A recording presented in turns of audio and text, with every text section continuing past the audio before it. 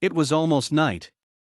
The crowds below scurried in opposite directions, in that crossover between the work crowd going home and the entertainment crowd heading out to dinner.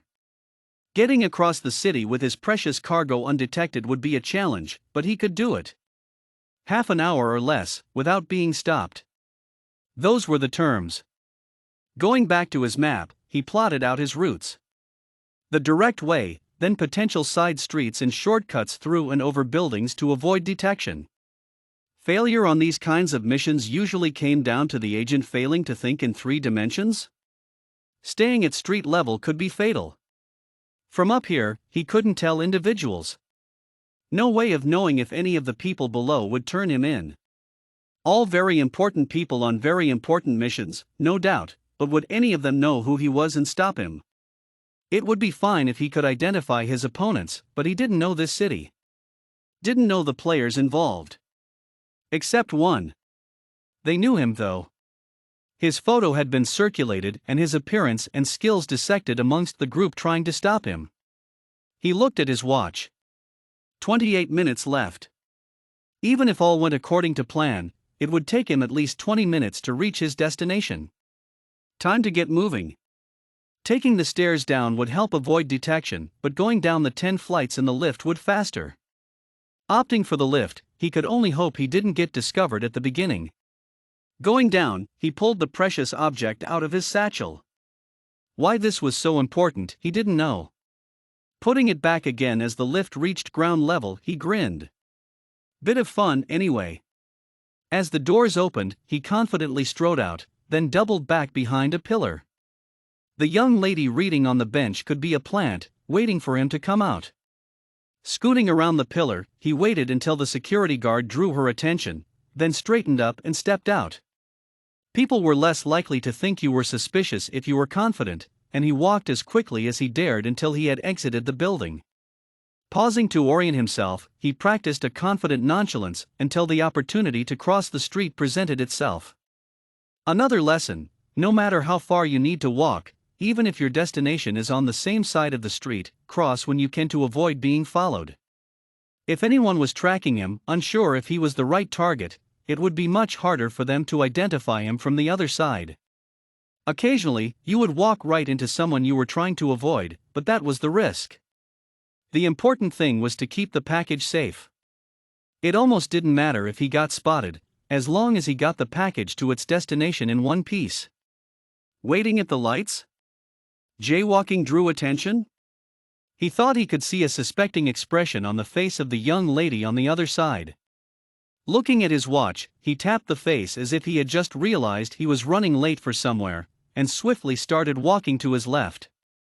Entering a nearly deserted CAF, he snuck his hand into the satchel, running his hand over the package as he ordered a latte.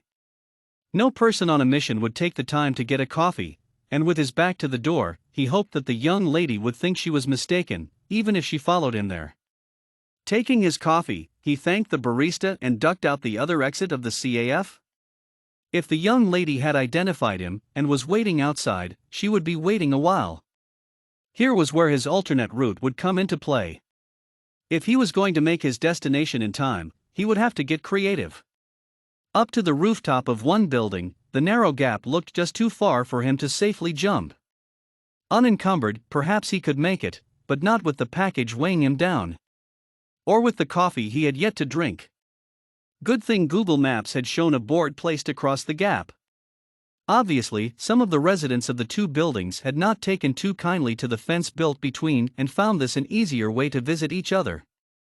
Whatever their reasons, he took full advantage. Shuffling across the board, he kept his eyes on the other building. Heights were not his friend, but it would cut a few minutes off his journey and keep his opponents at bay if he could go over the fence instead of around. Stepping gingerly down on the other side, he took a celebratory sip of caffeine. Nice. The barista had done a good job. Going down, he again chose the lift, but only because it gave him better opportunity to drink the coffee before it cooled. Stepping into the foyer, he was relieved to see that it was empty. He crushed the cup and dumped it in a handy bin before peering out the glass doors at the street. He was nearly at his destination. It wouldn't do for him to be caught at this late stage due to carelessness. This particular street was almost deserted. Only one shuffling old lady on his side of the street and going in the same direction, and one young man on the opposite side, rapidly approaching the building but headed away from the package's destination. He waited for the young man to go past the building before exiting and crossing the street. Little old ladies didn't look suspicious, but that's what made them such good observers. Just because she couldn't take the package didn't mean she couldn't report his location to someone who could. Hopefully, if she was involved, she wouldn't be able to identify him from across the street. 10 minutes to go. What the big deal was with the timing, he wasn't sure. The package was already 2 days late anyway. But that was the deal. Maybe she was just trying to avoid further penalties being imposed. Maybe she just wanted to give him a challenge. Either way, he'd accepted, so he needed to get there quickly or face penalties of his own. Crossing the street yet again, he pulled out his phone and pretended to take a picture of a flower in the gutter as an unexpected pedestrian stumbled out of a nearby alleyway. Keeping his face away, he observed the apparently drunk person out of the corner of his eye as he continued to crouch next to the flower. Drunkenness was easily feigned, and an agent could use that to get closer. Plopping down on someone's front steps, the drunk opened a fresh bottle and started chugging. Time to get out of here. Only a few minutes left, and if his opponents had been told his destination, the last block would be the most difficult of all. As he approached the end of the street, the quietness of the side street he'd been on was quickly overwhelmed by the light and noise of a busy main street. That could be good or bad. More people meant better opportunities of losing yourself in the crowd, but more opportunities of the people you were trying to avoid doing the same. No matter. As long as he kept the package safe, he could make a run for it from here. As a group of well-dressed people walked past, he snuck into the fringes. They'd be less likely to find him in a group. Approaching his destination, he couldn't help sneaking glances around to see if he was being watched. There. Someone at the side of the courtyard, obviously scanning the crowd. Damn. That was the courtyard he needed to cross in order to deliver the package. Leaving the unwitting group behind, he pretended to examine the menu posted outside a restaurant on the edge of the courtyard. He could only spot the one person obviously watching. Every other person was part of a couple or small group, and apparently absorbed in themselves. Then he spotted his chance. A small child of around 6 or 7, alone and wailing, apparently lost.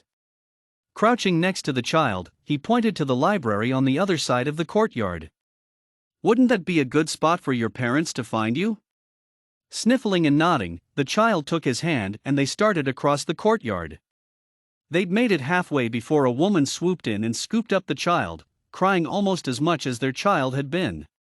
Satisfied that the child was reunited with their mother, yet slightly annoyed that his cover was lost, he continued walking. Slowly turning in a circle, pretending to observe the lights and trees of his surroundings, he suddenly bolted, running for his destination. In his peripheral vision, he noted 3 others running too, but too far away to catch him. Dragging the parcel out of his satchel, he thrust it into the delivery slot and barely had time to glance at his watch before being tackled to the ground. Looking down at his girlfriend, he grinned. Too late, sweetheart. I made it with a minute to spare.